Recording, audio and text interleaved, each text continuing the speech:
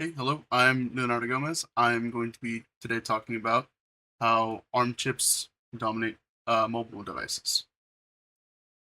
So, here's a quick preview of everything that I'm going to be talking about today. So, to start, what is ARM? ARM is a RISC-based computer architecture, which just means that it uses very small instructions to do the same task that any computer normally does. RISC, of course, stands for Reduced Instruction Set Architecture. So, because ARM uses a format that uses smaller sized instructions, we can do anything a computer does, but a little bit faster and on a smaller scale. It saves resources because we save resources in the hardware.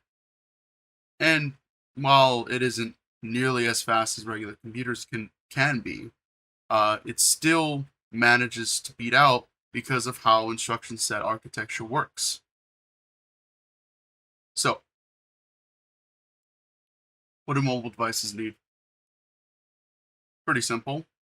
You need fast output, right?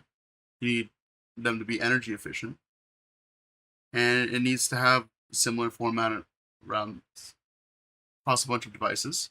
And of course, the biggest thing, it has to fit in a small space, right? So, how does it help these? Well, they want big performance in small packages. And with Arduino and Raspberry Pi, these are like some of the most common things that we can use that have tiny little chips in them. Now, this one is a zero, right? And you can get a lot smaller with different instruction set architectures, right? Basically, whether that's RISC or complex. Um, the basic idea is that you want to be able to scale these so that this can run wherever you need it, whether that be in a smartphone, or if you need it to be in a tablet or a laptop, or in some cases, embedded systems go as small as wearables, right?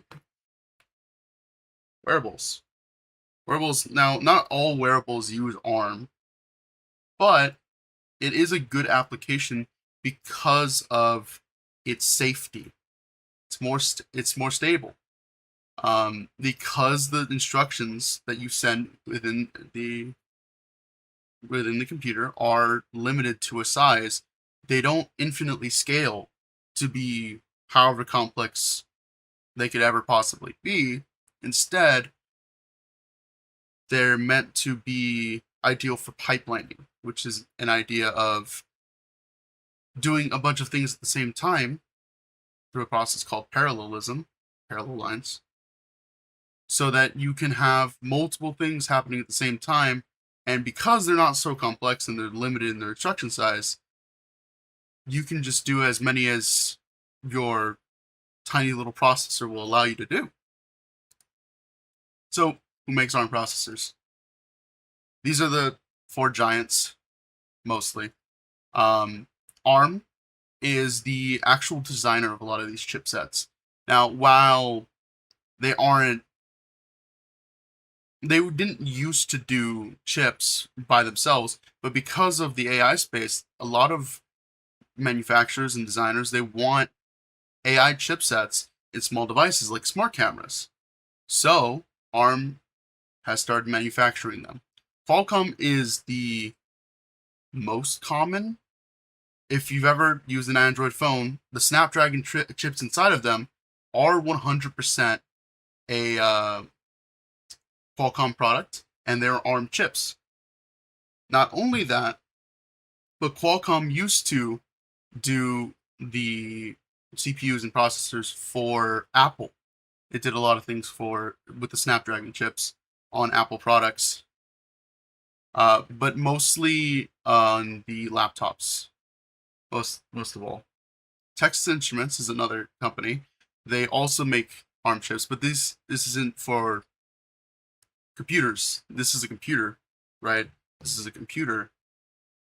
But if you need something like, say, an arcade cabinet or, I don't know, a washing machine, an embedded systems project, you can make plenty of things in a small space. So Texas Instruments tends to make those devices. And NXP, the next company, also makes these devices for embedded systems, but they end up in cars and automotives so that they can fit small computers in what isn't necessarily a computer.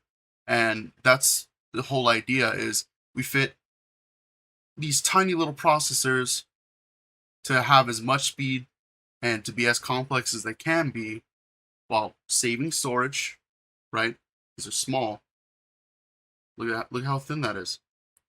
You have something small like this just waiting to track data, calculate complex things that anything might need. And that's why they dominate this, because ARM is highly optimized, specifically so it doesn't spend as much time calculating how big their instruction should be, and instead focusing on saving time by making the instructions smaller in the first place. Now, for hardware specialists and software designers, it's a bit of a challenge, but obviously, according to the market, people are willing to wait for those designers to make good products like these so that everyday people can utilize it. Thank you. That was my presentation. Hope you have a good day.